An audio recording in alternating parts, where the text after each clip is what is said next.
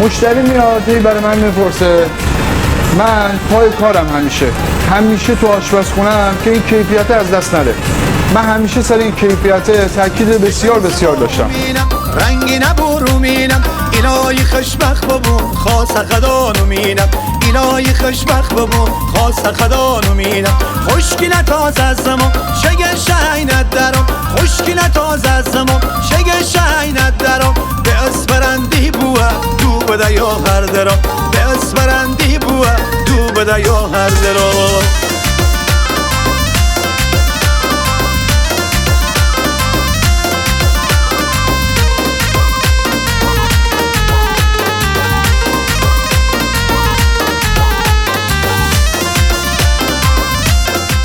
همیشه رو کیفیت تاکید میکنم به خاطر اینه که میشه اعتمادی دوباره